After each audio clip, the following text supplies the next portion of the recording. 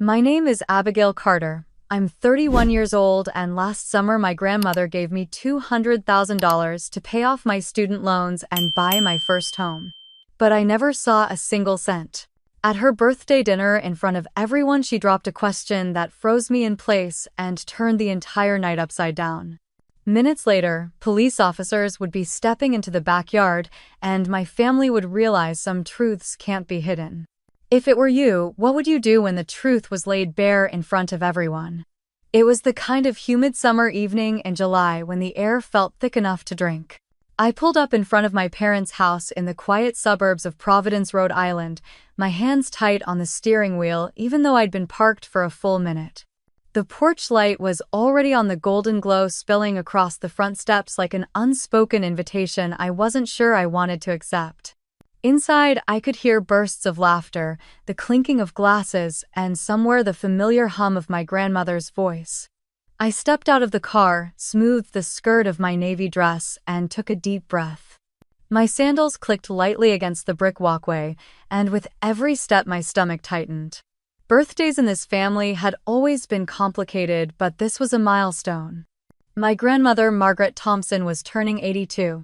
No matter what tensions swirled between my parents, my sister, and me, I wasn't going to miss it. The moment I opened the door, the smell of roasted chicken, buttered rolls, and my mother's famous lemon bars hit me.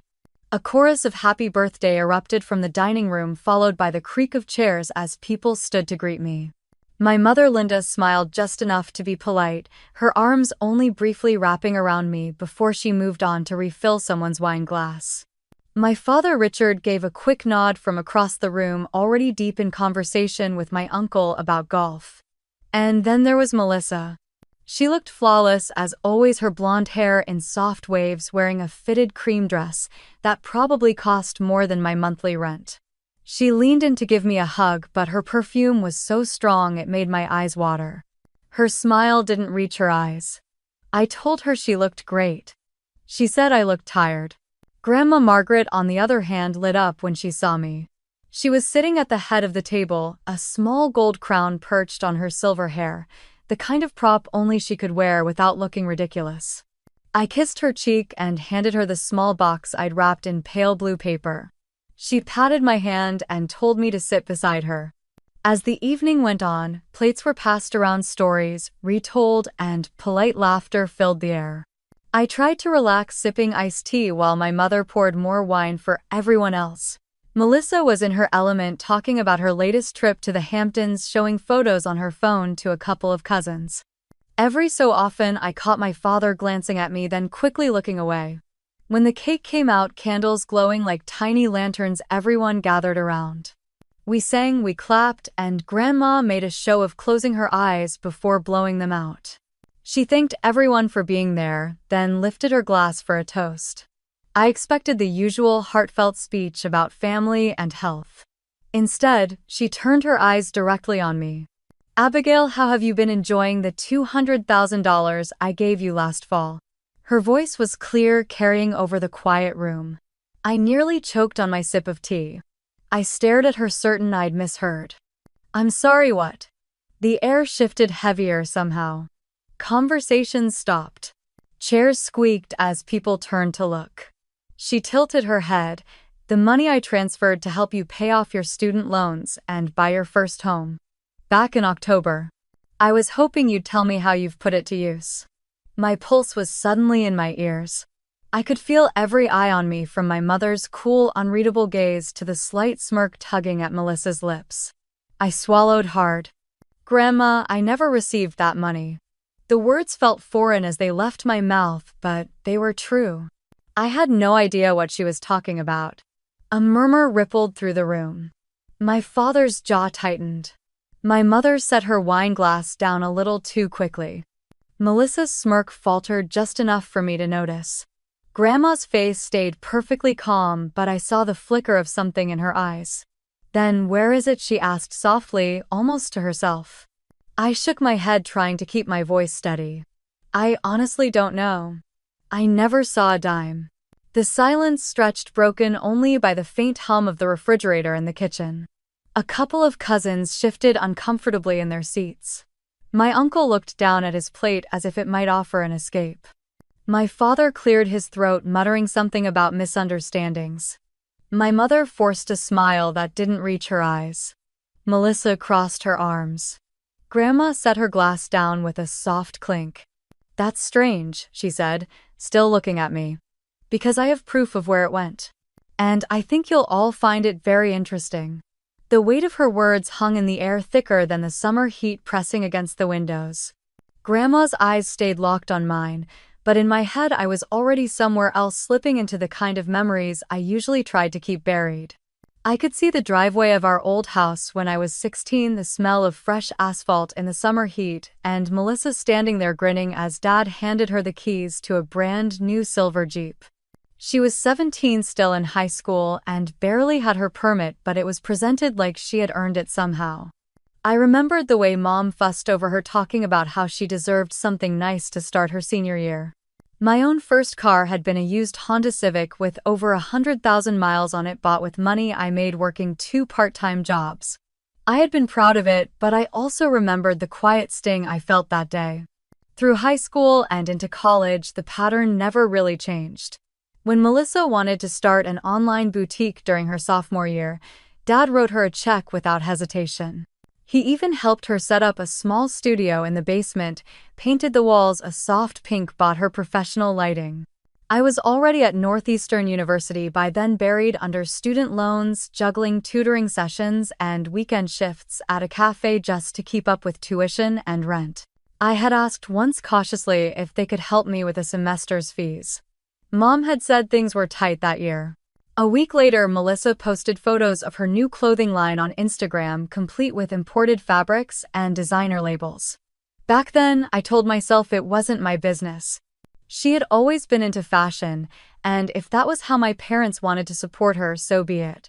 I kept my head down, focused on graduating, and told myself my independence was something to be proud of. Still, I couldn't help noticing the little things. The way Melissa always seemed to have the latest designer bag, even when she mentioned her store was slow. The sudden weekend getaways to Miami, the glossy nails, the champagne brunches. I chalked it up to her priorities being different from mine. I didn't want to be the sister who kept score. There was one night during my junior year when I came home for Thanksgiving break. Melissa had just returned from some pop-up fashion event in Los Angeles. She swept into the house wearing a silk trench coat the color of cream, the kind you see in shop windows on Newbury Street, with a price tag that makes you swallow twice. I remember asking her if her business was finally turning a profit. She laughed, said something about brand image being more important than numbers in the early years, and then disappeared into her room. I let it go. I had exams to study for and a part-time shift to make. Even after graduation, the imbalance stayed the same. I landed my first job in Boston, working long hours in a small marketing firm, trying to chip away at my loans. Melissa's boutique went through rebranding more times than I could count, but the money for new launches always seemed to appear. Once I even overheard my parents talking about helping her with rent for a studio space downtown. Mom said it was an investment in her future. When I asked if they could help me with a down payment on a small condo, they told me I should wait until I had saved more on my own. I didn't push back. Maybe I should have. But family dynamics can feel like old furniture in a room, worn into place so deeply that even if they are uncomfortable, you stop noticing. I had learned to navigate around the favoritism to avoid conversations that left me feeling small. The truth was, I wanted peace more than I wanted fairness. Now, sitting at that birthday table with the weight of Grandma's words in the air, I felt those old moments pressing against me. I could see Melissa across from me, tucking a strand of hair behind her ear, her expression carefully neutral. Dad wouldn't meet my eyes.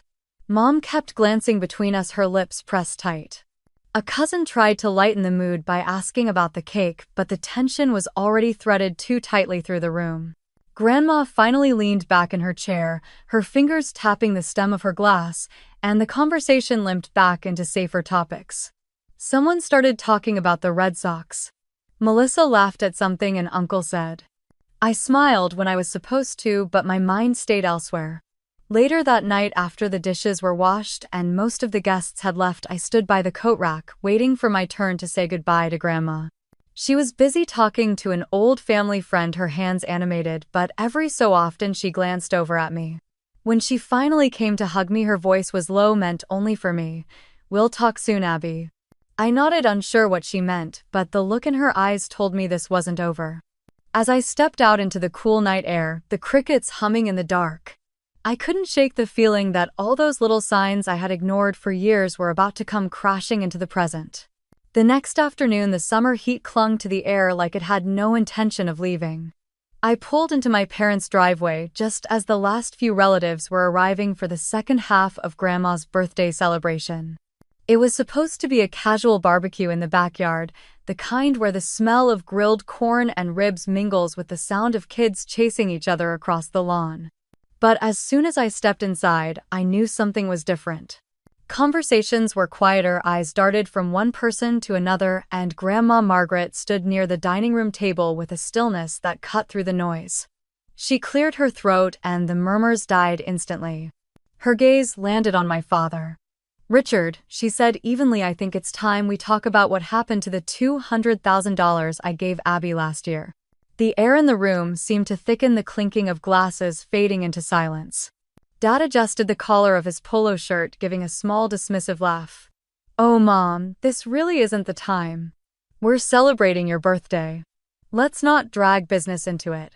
Linda, my mother, busied herself with rearranging a tray of cheese and crackers, her hands moving faster than necessary. Melissa sat on the edge of the sofa, one leg crossed over the other, her nails tapping against her phone. She didn't look up. Grandma's voice sharpened.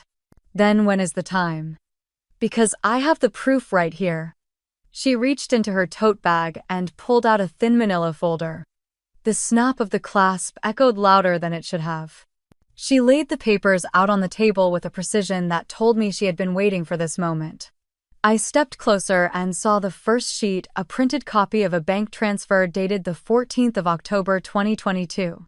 It showed $200,000 leaving Grandma's account and landing in my father's. Next to it was a scanned copy of a signed acknowledgement. My father's name. His signature.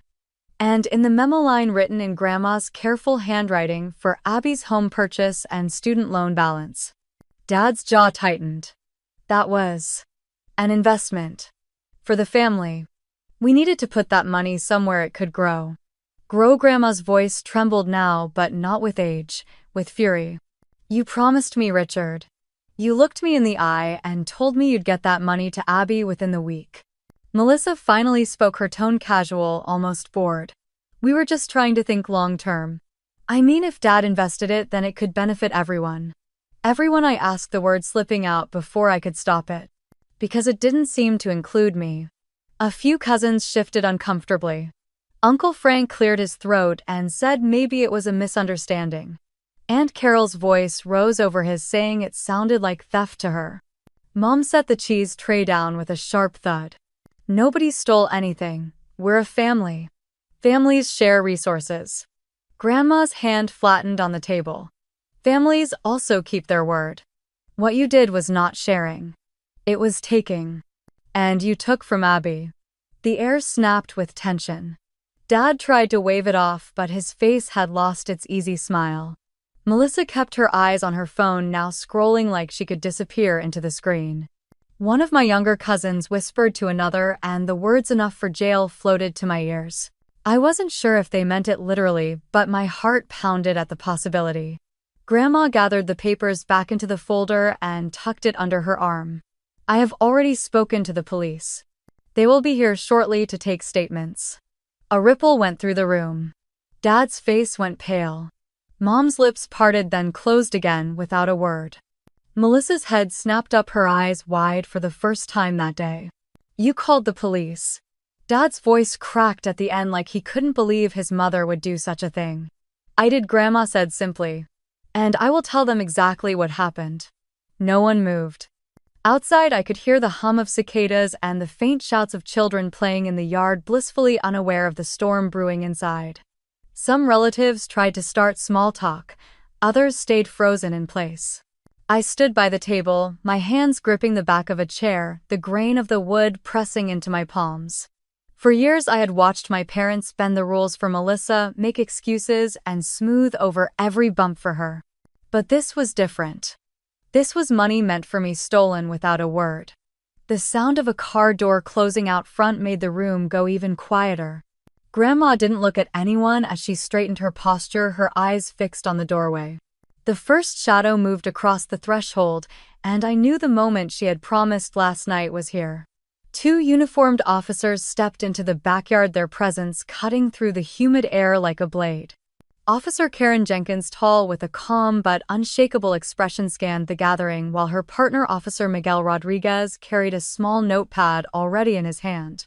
Conversations stopped mid-sentence, and even the children's laughter from the far end of the yard faded as if the whole world had been muted. Grandma Margaret walked forward without hesitation, the manila folder tucked firmly under her arm. "Officers, thank you for coming," she said, her voice steady. "This is the documentation I told you about.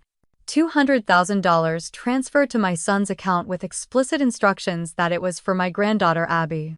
She handed the folder to Officer Jenkins, who took it and began flipping through the pages. Dad leaned back in his chair, his arms crossed like he was at a poker table and holding a winning hand. "We're talking about family money, not a crime." Officer Rodriguez glanced up from his notes. "Sir, if these documents are accurate, this is a civil and potentially criminal matter. It depends on the intent and the use of funds. That's why we're here." Melissa's voice piped up from the sofa, soft but shaking. "I only did what Dad told me. I didn't know all the details." Grandma's head turned sharply toward her. "You knew exactly what you were doing." Linda stepped forward, tears already welling in her eyes. "Everything we've done has been for the good of this family. Abby has always been fine on her own, and Melissa, she needed more help." I could hear the rustle of judgment in the crowd. Aunt Carol's lips pressed into a thin line, and Uncle Frank shifted uncomfortably in his seat. Officer Jenkins closed the folder and looked directly at my father. "Mr. Carter, Mrs. Carter, and Miss Carter will need to speak to each of you separately to get your statements." Dad scoffed. "Here now, yes, here and now," Jenkins replied. "It will be faster and ensure everyone's account is documented accurately." Some of the relatives began to murmur in protest. Uncle Dave called out that we didn't need police in family matters. Cousin Laura added that airing dirty laundry like this was only going to cause lasting damage. Grandma's voice cut through the noise like glass breaking. "Justice does not have a family exemption. If any of you think loyalty means protecting a lie, then you are part of the problem." The officers moved to the patio table, arranging 3 chairs spaced far enough apart to keep each person from overhearing. Officer Rodriguez gestured toward my father. "Sir, we'll start with you." Dad shot a glance at Mom, then at Melissa, before standing up slowly and walking over. He sat down with the posture of a man determined not to give an inch. Linda dabbed at her eyes with a crumpled tissue. "Can't we just fix this quietly?" she asked Officer Jenkins. "That's not up to me, ma'am," Jenkins said. "Our job is to document the facts." Melissa fidgeted with her bracelet, her foot tapping an uneven rhythm against the deck. I could see the color drain from her face as Rodriguez asked Dad the first question. Some of the guests began drifting toward the house, but others stayed rooted in place, unwilling to miss what was unfolding. I stood beside Grandma, who watched the scene without blinking. Her jaw was set, her hands clasped tightly in front of her. One by one, the officers called them over. Linda tried to play the role of the selfless mother, speaking through soft sobs about sacrifice and doing what was best for the family. Melissa's turn was different. She avoided eye contact, her voice clipped and defensive, repeating that she was just following instructions. From where I stood, I could see Jenkins writing steadily, her pen moving without pause. When they finished, both officers stepped aside to confer quietly. The rest of us stayed frozen in a strange mix of anticipation and dread. The air smelled faintly of charcoal from the grill, now cold and abandoned. Grandma leaned toward me and whispered so only I could hear. "No matter how this goes, Abby, you remember that you did nothing wrong." I nodded, though my stomach was tight. Watching my own family reduced to suspects in a legal matter was nothing I had ever imagined, but the clarity of the moment was undeniable. Rodriguez turned back toward the group. We have your statements, and we may have follow-up questions as we continue reviewing the documents. For now, please remain available while we process the information. The tension didn't break, but it shifted, settling into a heavy stillness that wrapped around everyone present. I could feel it pressing on my chest as the officers began gathering their notes, and the realization sank in that this was far from over. Officer Jenkins motioned toward the empty chair on the far side of the patio, away from the clusters of relatives who were now pretending to sip lemonade or scroll through their phones. I walked over, each step feeling heavier, as if the humid Boston summer air had thickened into syrup. My palms were damp against my thighs, and I had to force myself to meet her eyes when she gestured for me to sit. Officer Rodriguez flipped to a fresh page in his notebook and offered a small, neutral nod. "We just need to get your side," he said, his voice calm but expectant. "Start with your situation before October last year." I told them about the years after graduating from Northeastern University, the weight of student loans that seemed to follow me into every decision I made. I described working 60 hours a week, splitting my life between my marketing job at a mid-size firm in Cambridge and weekend shifts at a bookstore just to make ends meet. Vacations were something other people took. I learned to stretch every grocery bill, patch up old coats instead of buying new ones, and decline social invitations when I couldn't justify the expense. Meanwhile, my parents were adding a sunroom to the Cape Cod vacation house and replacing their kitchen with imported Italian marble. I kept telling myself it wasn't my business how they spent their money. Rodriguez's pen scratched steadily across the page.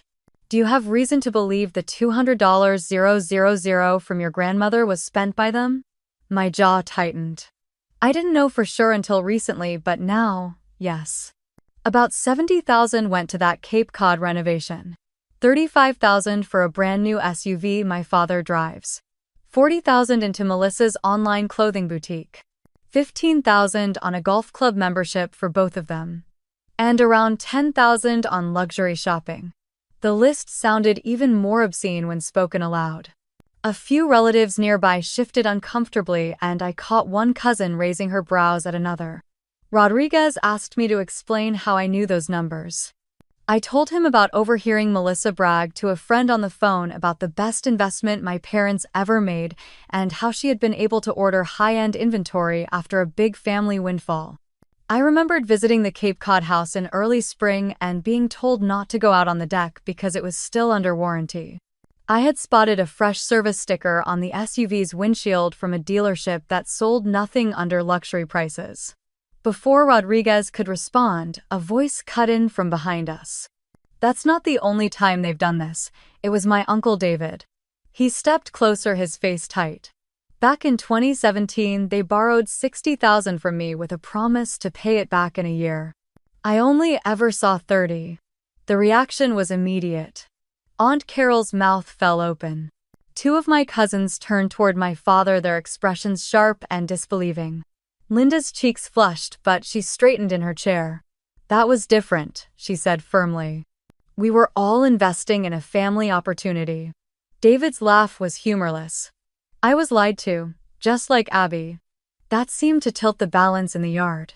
People who had been neutral murmuring small talk to avoid the mess now edged toward our side of the patio. Arms crossed, jaws set. I could feel their quiet verdict in the space between us. Rodriguez looked back at me. "Had you ever confronted them about these spending choices before today?" I shook my head. "Number," I told myself. I was overthinking. That maybe I was jealous. I figured as long as I was paying my own way, it wasn't my place to judge how they managed their finances. But now I see the pattern. Melissa's voice rose from the table, high and brittle. "You're acting like I'm some criminal. I built that store from nothing." From my chair I saw Grandma's head turn, her voice steady and ice cold. "With my money." Melissa's lips parted, but no words came. She glanced toward our parents, searching for backup, but even they looked momentarily stunned into silence. Rodriguez asked a few more questions, his tone clinical, then asked if I could recall the exact date I learned about the missing money. I told him about the moment earlier that day, how Grandma's question in front of everyone had been the first I'd heard of any $200,000 gift. How the shock had made my ears ring and my mind scramble for an explanation that wasn't betrayal. Jenkins's pen stopped. She exchanged a quick look with Rodriguez, something unspoken passing between them before she turned toward Uncle David. "Sir, we'll need to get your statement next." I stood my knees stiff and stepped away from the chair. As I passed Grandma, her eyes met mine, and there was a glimmer there, half pride, half grief, that made my chest ache. Behind me, Uncle David's voice began recounting dates and amounts, the numbers clear and steady. More relatives were listening now, their gazes fixed on my parents. I heard my father mutter something about family loyalty under his breath, but it only seemed to draw sharper looks from the others.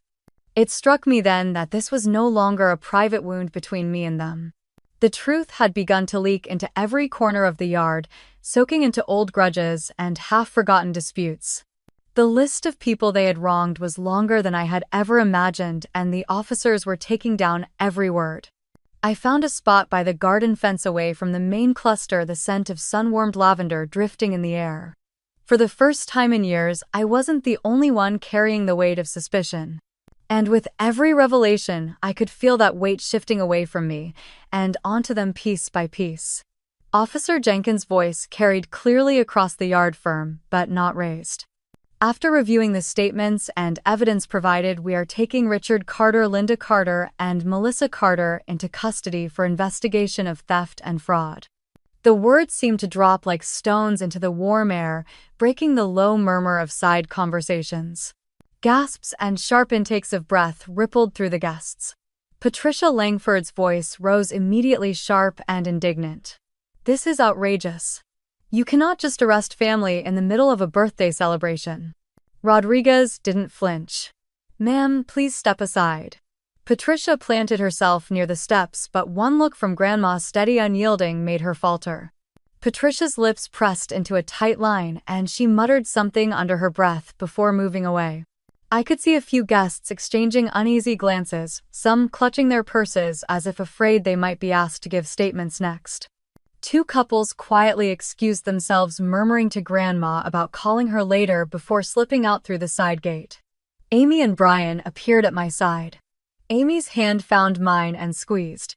"You're not alone in this," she whispered. Brian nodded toward the center of the yard where the officers were stepping closer to my parents and sister. "Stay where you are." Linda's voice cracked as she began to speak. "This is a mistake. We did what we did for the family." "You can't possibly think," Rodriguez interrupted, his tone leaving no room for argument. "Mrs. Carter, please place your hands in front of you." Her eyes darted toward my father, who stood stiff and unmoving, his jaw clenched so hard I could see the muscles twitch. He didn't speak as Jenkins stepped behind him and reached for the handcuffs.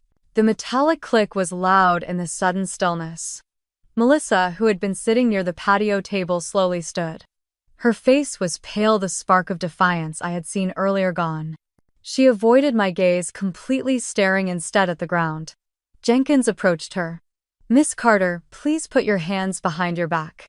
Melissa's shoulders hunched, and for a moment I thought she might argue. But then her hands moved slowly behind her, and the cuffs closed with a sound that seemed to echo in my chest. Gasps came again from the edges of the gathering.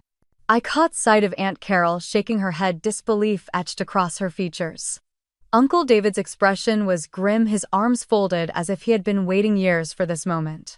Patricia started up again, her voice rising. "You cannot just parade them out like common criminals. This is humiliating." Grandma turned to her, her voice carrying over the yard with quiet authority. "This is the consequence of the choices they made." Silence followed, heavier than before. Even Patricia had no response to that. The officers began to lead them toward the gate, each of them flanked by a uniformed presence. Richard kept his chin high, Linda's eyes brimmed with unshed tears, and Melissa's hair fell forward, hiding most of her face. I stayed rooted near the garden fence, my pulse loud in my ears. Part of me wanted to look away, to spare myself the image of my own family being walked out in cuffs, but another part, deeper, harder, needed to see it.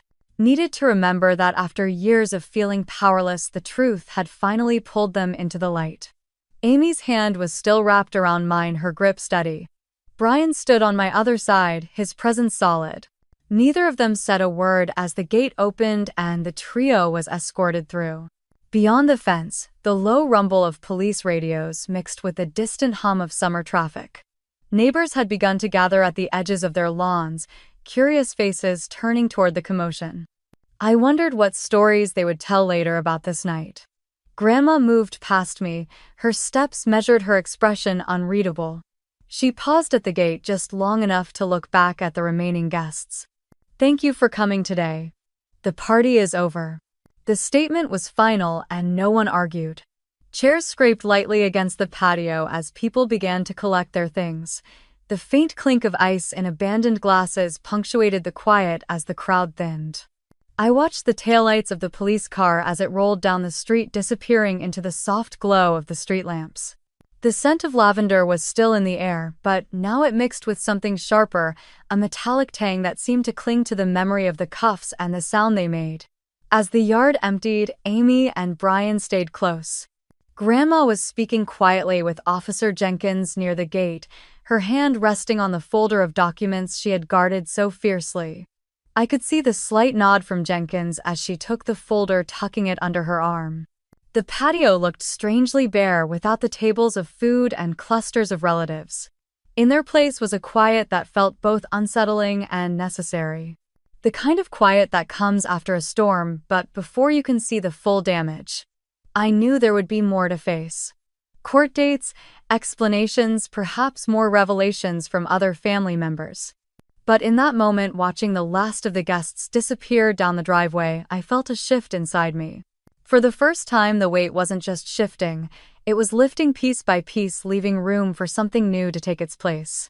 Grandma's kitchen smelled faintly of chamomile tea and the lemon bars she had wrapped in foil for me to take home. The clock above the stove ticked softly, a steady counterpoint to the storm still rolling through my mind. She moved with quiet purpose, pouring steaming water into 2 mugs before setting one in front of me. "I thought you should know how this all came together," she said, settling into the chair across from me. Her eyes were sharp, but there was warmth in them too. "This didn't happen overnight." I leaned forward, my hands wrapped around the mug. "Tell me." "8 months ago, I started noticing little things," she began.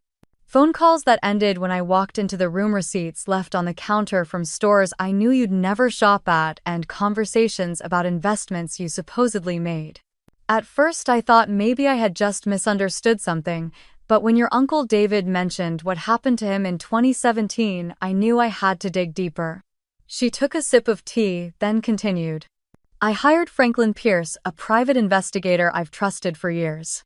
He works closely with the Suffolk County DA's office. I told him everything I suspected, every small detail I'd picked up. I pictured Franklin, a name I'd heard from Grandma before, in passing, methodical and discreet. What did he find? Everything," she said simply. "Bank records showing a transfer from my account in October last year.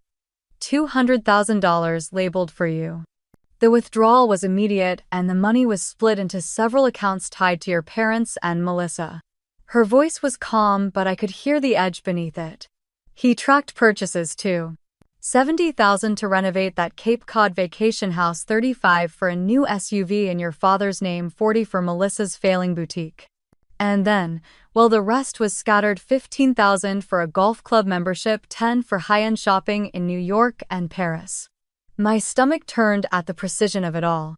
"And they thought no one would notice. They counted on me being too old to keep track," she said dryly. "And on you not asking questions." I swallowed hard. "Franklin also found photos," she went on. "Social media posts Melissa thought she'd hidden her holding handbags worth thousands, your parents smiling in front of the newly renovated vacation home, even a week-long trip to Bermuda last winter." The pieces clicked into place in my mind, matching the half-formed suspicions I had ignored. "You didn't say anything until now because I wanted to be sure," Grandma interrupted. "I wanted evidence no one could twist or dismiss. The DA's office told me the best way to make this stick was to confront them with witnesses present to ensure they couldn't quietly return the money and pretend it never happened."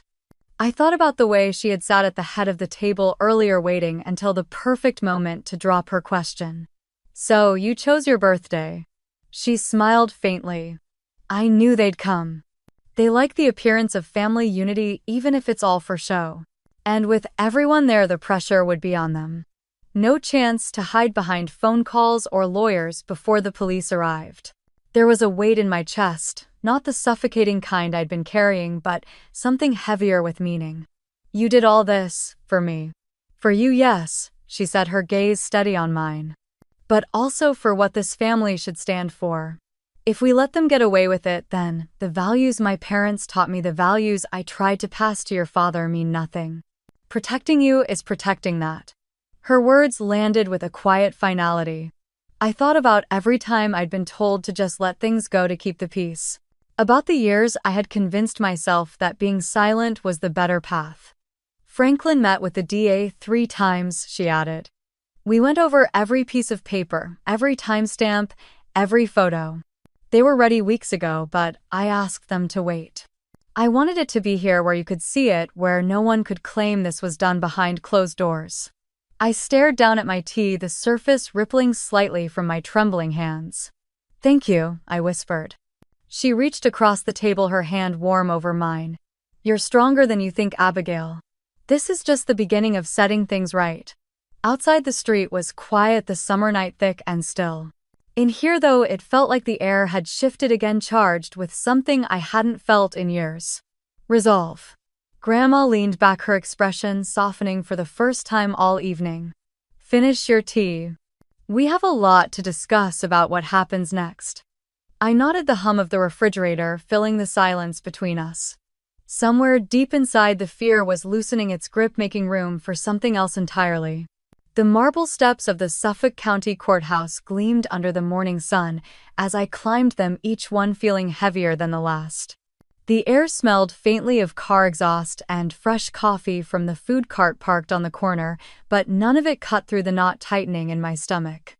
Inside, the cool air and hushed voices created a strange kind of pressure, like the walls themselves were holding their breath. Grandma walked beside me, steady and composed, her cane tapping softly against the tile. Franklin was already waiting in the hallway outside the courtroom, flipping through a thick binder of documents. He gave me a reassuring nod, but didn't try to make small talk. When the clerk called our case, the 3 of us stepped inside. Rows of wooden benches lined the room, and at the far end, Judge Harriet Cole sat high above, her expression unreadable. My parents were already there at the defense table, Richard in a dark suit that looked stiff on him, Linda in a pale blue blouse and skirt that seemed carefully chosen to make her appear softer. Melissa sat between them, her hair pulled back tight, a pale gloss on her lips. She didn't look at me at first, just stared straight ahead, as if I didn't exist. The prosecutor, Marlene Davidson, rose and began laying out the case with a calm confidence that cut through the stillness. She presented the bank transfer records, the signed acknowledgement from my father, and the purchase receipts Franklin had uncovered. Her voice was steady, each fact clicking into place like a lock turning. Bernard Hoffman, my parents' attorney, stood when she was finished. He was broad-shouldered with silver hair and the kind of voice that probably sounded convincing in most rooms. This, Your Honor, is a misunderstanding within a family. These funds were not stolen. They were used with the intention of benefiting everyone, including Miss Carter. My jaw tightened at the way he said my name, like I was a stranger to them. Marlene didn't flinch. Intentions do not change the fact that this money was taken without the rightful recipient's consent. It was earmarked for Miss Carter, not for vacation, home renovations, or boutique funding. Melissa shifted in her seat, finally glancing in my direction. Her eyes caught mine, and for a fleeting second there was something like guilt there. But it was buried under something sharper, a glint that felt almost like defiance. When the judge asked for statements from the defendants, Melissa's voice was quiet but clear. I never intended to steal from Abby. I was told the money was being used for the family's future. I trusted my parents. Richard kept his hands clasped in front of him, his tone controlled. We've always done what we thought was best for our family. This has been blown out of proportion. Linda dabbed at her eyes with a tissue, adding, we only wanted to make things better for everyone. The judge listened without much reaction, her eyes moving between each of them. When she spoke again, her tone left no room for misunderstanding. There is sufficient evidence to proceed to trial. A ripple moved through the courtroom. I stayed seated, my hands folded in my lap, forcing myself not to look at them again. My heartbeat was loud in my ears, but my face remained still. As people began to stand and the session adjourned, Marlene leaned toward me. "There's one more thing," she said in a low voice. "We're adding your Uncle David's case from 2017 to the file. It establishes a pattern of financial misconduct which strengthens our position." I felt a small jolt of relief, not because it made victory certain, but because it meant the truth was finally being given its full weight. Outside in the hallway, the air felt warmer, heavier. Melissa passed by with her parents, Bernard walking just behind them. She glanced over her shoulder at me, that same unreadable mix in her eyes. I didn't respond. Grandma touched my arm. "Let's go. There's no reason to stand here watching them walk away." We stepped out into the sunlight, the city noise swelling around us. The courthouse loomed behind, solid and unmoving, while ahead the streets buzzed with people going about their day. I knew this was just one step in a much longer process, but for the first time in months, I felt the ground under my feet steady. The first message came the next morning, a clipped paragraph from my cousin Patricia telling me how ashamed she was that I would drag family matters into a courtroom. She ended it with a line about how Grandma would be heartbroken if she knew I was turning against my own blood. I didn't reply. By the end of the week, there were half a dozen more, some from people I hadn't spoken to in years, all carrying the same tone of quiet judgment or outright hostility. One night after work, I opened Facebook without thinking and saw Patricia's latest post. It was a photo of her at a charity gala smiling beside Melissa. The caption read, "Some of us still know what family means." The comments were full of little hearts and clapping emojis from relatives who had never once asked me my side of the story. I closed the app and tossed my phone onto the couch, the tightness in my chest making it hard to breathe. Amy noticed before I even said anything. She came by with a bottle of wine and a bag of takeout, settling at my kitchen table like she was planting herself there until I started talking. "They can post all the nonsense they want," she said between bites of lo mein, "but it doesn't change what they did." Brian joined us later, laptop in hand. He had been digging through public property listings and credit card transactions that Franklin had provided. "There's something you need to see," he said, turning the screen toward me. It was a grainy video clip from an Instagram story saved before it could disappear. Melissa was in a sleek, modern apartment with floor-to-ceiling windows and a view of the Boston skyline. She was holding a glass of champagne, her voice laughing as she said, "When the rent's handled, you can really focus on the decor." The caption tagged a luxury furniture brand. Brian pulled up another file, a credit card statement in Richard's name. Several monthly charges matched the rent for that building. My stomach churned. It wasn't just the money from Grandma they had used. This was a whole lifestyle being propped up on resources that were never theirs to take. I sent the files to Franklin that night. His reply came within minutes. "This will help. Keep looking." At work, the strain was showing. Back in May, before the case took over my life, I had been in line for a promotion to senior project manager. My supervisor had hinted it was practically mine. But between court dates, meetings with Franklin, and the emotional drain of it all, I had taken more personal days than I could afford. 2 weeks ago, they announced the promotion had gone to someone else. I congratulated her with a smile, then went back to my desk and stared at my monitor until my vision blurred. I tried to keep my head down, but whispers had a way of finding me. A colleague forwarded me an email from a vendor who had stumbled on Patricia's Facebook posts and decided to weigh in. It was a single sentence, half pity and half accusation, asking if it was true I had turned on my own parents over money. I deleted it without responding.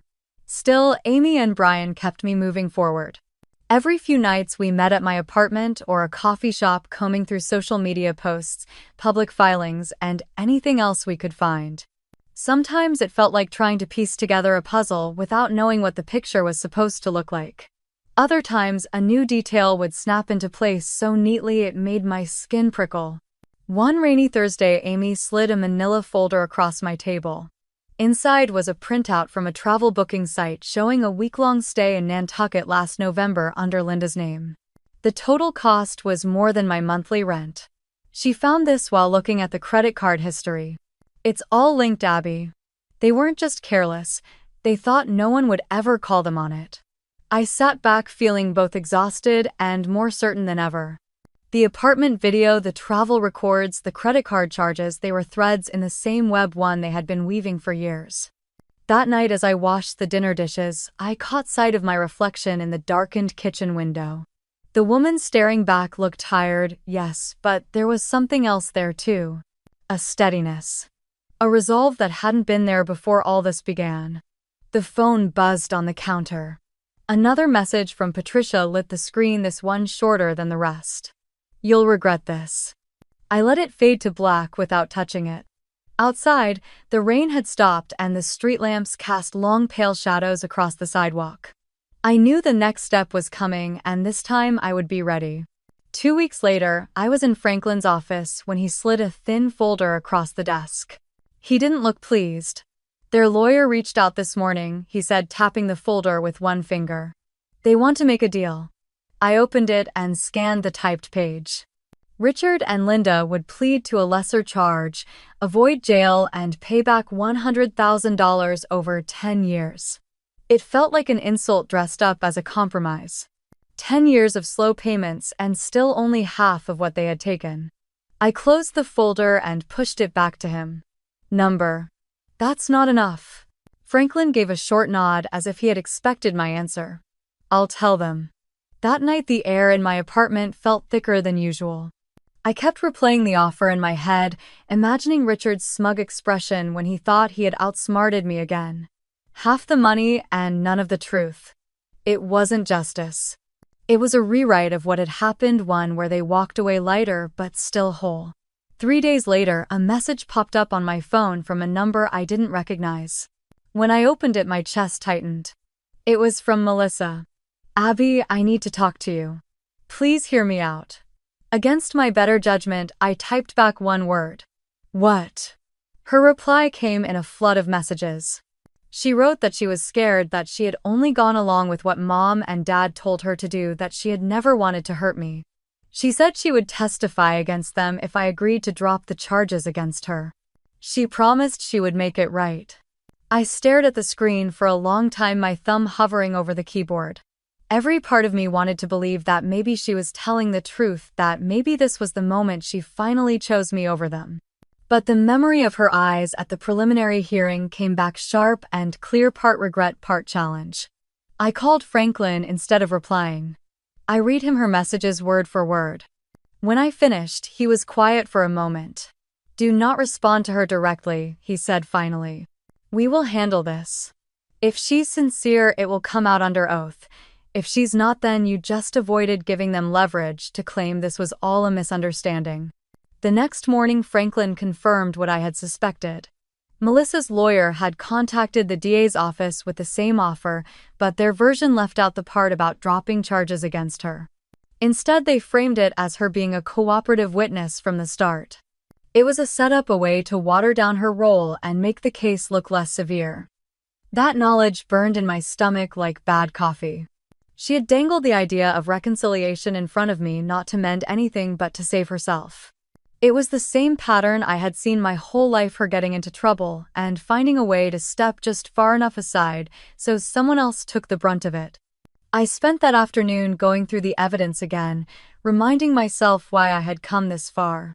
The bank transfers, the receipts, the photos of her posing in that Skyline apartment, the smug Facebook posts. Every detail was a reminder that this wasn't about sibling rivalry or hurt feelings. It was about theft, deceit, and a belief that the rules didn't apply to them. Late that night, another message from her arrived. This time it was just 3 words. You'll regret it. I didn't answer. Instead, I set my phone face down on the nightstand and let the silence between us grow wide and unbridgeable. Franklin called the following day to say the DA was moving forward without any deals. The court date was locked, and the case would include the new evidence tied to the luxury apartment and the travel records Amy and Brian had uncovered. He sounded confident, almost energized. They are running out of angles, Abby. Stay the course. I promised him I would. And for the first time since this began, I believed I could. Outside, the early evening light was soft and golden, filtering through the blinds. It felt like the calm before a storm, and I knew exactly which way the wind was blowing. The first day of trial dawned gray and cool, the kind of morning that made the city feel quieter than usual. I stood outside the Suffolk County Courthouse, the sound of passing traffic muffled by the thick stone walls behind me. Franklin was beside me, scanning the crowd of people funneling toward the entrance. When we walked inside, the smell of old wood and paper hit me sharp and familiar, and my chest tightened. The courtroom was already half full when we entered. Reporters with notepads in their laps, a few curious locals, and a row of family members who kept their eyes anywhere but on me. Across the aisle, Richard sat stiff in a navy suit, his jaw clenched tight. Linda's hair was pulled back so severely it made her look older, more brittle. Melissa sat between them, her hands clasped in her lap, eyes fixed on the table. When the judge entered the room, Rose then settled again. The prosecutor, Marlene Davidson, stood and began her opening statement. Her voice was steady and clear as she laid out the timeline, the transfers, the receipts, and the witnesses who would testify. She spoke of betrayal within a family, of trust broken for personal gain. Bernard Hoffman, the defense attorney, countered with a story of misunderstanding. He called it a family dispute blown out of proportion, a matter of poor communication, not theft. I kept my face neutral, my hands folded in front of me, but my pulse thudded in my ears. One by one, Marlene brought out the evidence. Copies of bank records, each marked with the dates and amounts of the transfers. Photos from Melissa's social media showing her in expensive restaurants, wearing designer clothes, and vacationing in places she had claimed she could never afford.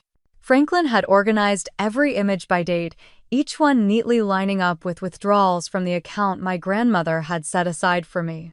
When Uncle David took the stand, his voice was steady. He told the jury about the $60,000 Richard and Linda had taken from him in 2017, how they had promised to pay it back in full, and how only half had ever been returned. His eyes flicked toward me once, and I gave a small nod. Midway through the second day, the air in the courtroom shifted. Melissa was called to testify. She walked to the stand slowly, not looking at me, her face pale. When she was sworn in, there was a long pause before she began speaking. And then, without warning, she said the words I never expected to hear. I took the money. I knew it wasn't mine. I was following what my parents told me, but I didn't stop it. She went further, detailing the conversations in which Richard and Linda had decided to use the funds for the Cape Cod renovations, the car, the store, and the club membership. Her voice wavered when she admitted she had lied in her earlier statements. She looked at the jury once, then back down at her hands. The defense scrambled to control the damage, but it was too late. Marlene's questions guided Melissa through every relevant date, every purchase, every justification they had used. The words landed heavy in the room, and I could feel the weight of them settling into the jury's minds. By the final day, the verdict felt inevitable. The jury deliberated for just under 4 hours before filing back in. I watched their faces as the foreperson stood, a sheet of paper in his hand. Richard Langford, guilty of larceny over $120,000. Linda Langford, guilty of larceny over $120,000. Melissa Langford, guilty of larceny over $250, but sentenced under the cooperation agreement. The judge's sentencing was measured but firm. Richard would serve 1 year in the county facility with eligibility for release after 4 months. Linda would serve 6 months of home confinement and 5 years of probation. Melissa would receive a suspended sentence, 300 hours of community service, and the obligation to participate in restitution. All three were ordered to pay back the full amount, with the Cape Cod house to be sold and the proceeds directed to me. There was no cheering, no dramatic gasp from the gallery. Just the scratch of the clerk's pen and the rustle of people gathering their belongings. Richard stared straight ahead, his jaw still tight. Linda blinked rapidly but didn't cry. Melissa glanced at me once, a look I couldn't read, before the bailiff led her back toward the side door. When it was over, Franklin touched my arm lightly, guiding me out into the hallway. The noise of the courthouse returned all at once, shuffling feet, muted conversations, the squeak of a rolling cart on tile. We passed reporters clustered near the entrance, their questions hanging in the air unanswered. Outside, the air smelled faintly of rain, the pavement still damp underfoot. The light was softer now, the clouds beginning to break. I stood on the courthouse steps for a moment, watching the traffic blur past and let the reality of it sink in. The fight was over, at least in the legal sense. I had what was taken from me, and they had been held accountable. Still, there was a hollow space in me that the verdict couldn't fill. Justice didn't erase the years of silence, the small cruelties, the way my own family had looked at me like a stranger. I took a slow breath and started down the steps, the weight on my shoulders lighter than it had been in a long time, but still they're shifting as I moved forward. Morning light pooled across my kitchen counter, the kind of soft brightness that made everything look cleaner and more possible. The window was cracked just enough to let in the sound of a bus sighing to a stop 2 blocks over and the faint clatter of someone walking a dog on the sidewalk below. A stack of paperwork sat beside my coffee mug. At the top was the letter from the loan servicer that I had read at least 10 times, paid in full. I traced the words with my finger as if they might fade if I blinked too long. My apartment was small but entirely mine. I had closed on it in early spring after the restitution cleared and the Cape Cod place sold. The closing day was gray and drizzly, but I did not care. I signed my name, shook the attorney's hand, and carried a single houseplant up 3 flights of stairs, laughing out loud in the empty hallway because there was no one to tell me I was being ridiculous. The first night I slept on a mattress on the floor with a blanket from Grandma folded at the end. The rain hit the windows, and I thought, this is what peace sounds like. Work steadied too. The promotion that had slipped away last year found its way back after the verdict, not out of pity but because I had taken on a campaign no one wanted and dragged it from a stalled mess into something smooth and measurable. My boss called me into a conference room with glass walls and told me the senior project manager role was mine if I wanted it. I said yes before he finished the sentence. When I returned to my desk, Amy texted a string of confetti words without any punctuation, and Brian sent a photo of a cupcake he bought to celebrate for me since I was too busy to leave my chair. Grandma visited the apartment not long after I moved in. She wore her navy sweater set and carried a tin of lemon bars wrapped in wax paper. We sat on the rug and ate them straight from the tin, each bite tasting like the kind of childhood that is warm even when other parts are not. She walked the place slowly, pausing at the window that looked over the street and the maple tree that would turn a bright blaze in October. She said it felt like a good home. She said the walls were honest. I laughed and she squeezed my hand as if to say that sometimes a simple sentence is the truest kind of blessing. The practical pieces of the aftermath did not feel cinematic.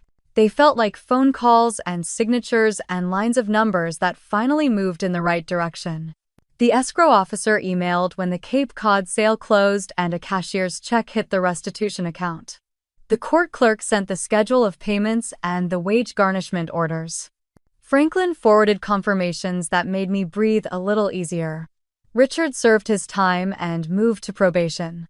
Linda finished home confinement and began community service at a food pantry in Dorchester. Melissa checked in for her hours at a neighborhood center and posted nothing about it anywhere. I did not see my father. I did not want to. My mother asked to meet and I agreed twice across many months, always in public places, always with an ending time set before we began. She spoke of healing and of the way families bend without breaking, as if the bending had not already turned to a snap. I listened, then reminded her of the restitution order and the boundary I could not and would not move. She cried quietly the second time and said she missed me. I believed that she did, and I also believed that love without respect was a costume that did not fit anymore. I saw Melissa once by accident on Boylston Street. She was walking fast, a canvas tote over her shoulder and her hair pulled back into a tight knot. For a second, we both stopped, like people who think they are recognizing versions of each other in a reflection. She opened her mouth as if to speak, then closed it and kept going. My heart thudded and then settled. The space between us was not anger anymore. It was a clean edge that I could hold without cutting my hands. Spring turned to summer. Grandma's birthday came again, this time, quiet and exactly what she wanted. We gathered at her house on a Sunday afternoon. Amy brought a salad with cherries and toasted almonds. Brian brought vinyl records and set one on the player while Grandma shook her head at how he still believed the old things sounded better. I brought flowers from the market and a framed photo from the day I moved in. Just the two of us sitting cross-legged on the rug, lemon bars between us, both of us laughing at something that did not need to be preserved to be remembered. We ate roasted chicken and new potatoes with dill. Sunlight slid across the table and climbed the wall in slow inches. When it was time for cake, we sang, and Grandma closed her eyes before she blew out the candles. She said she did not need wishes anymore. She said she had what she wanted, which was time, decency, and the chance to see the people she loved standing on their own feet. After cake, she took my arm and led me to the little porch. The air held the warmth of a day that would keep the windows open all night. She told me she still spoke to a few relatives who had drifted away during the worst of it. Some were circling back with careful steps. Some would always choose to look away. She said that was not my work to fix. She said the only work I had was to keep living like my choices mattered.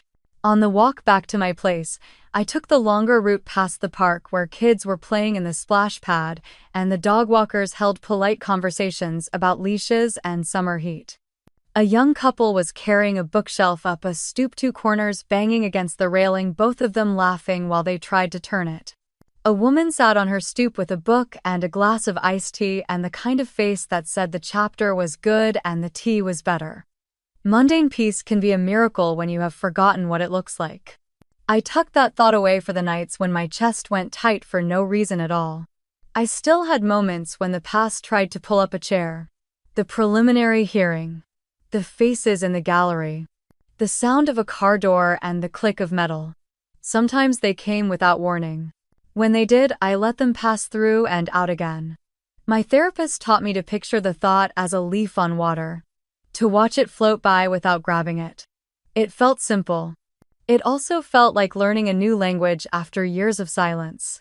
The apartment changed with me. The mattress left the floor and a bed frame took its place.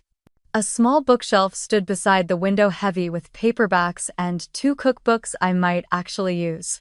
A plant thrived in the corner like it had been waiting all this time for the right light. I framed my degree from Northeastern and hung it in the hallway, not as a trophy but as a reminder that I had built a life one hard thing at a time and I could keep going. On a late summer evening, I stood at that window with the maple tree starting to think about turning. I thought about the lines that had been drawn and the ones I had redrawn. I thought about my grandmother's hands steady over mine at her kitchen table when she told me that protecting me was the same as protecting what our family meant at its best. I understood it in my bones now. Boundaries were not a wall. They were a door that I could choose to open for the people who had earned the right to walk through.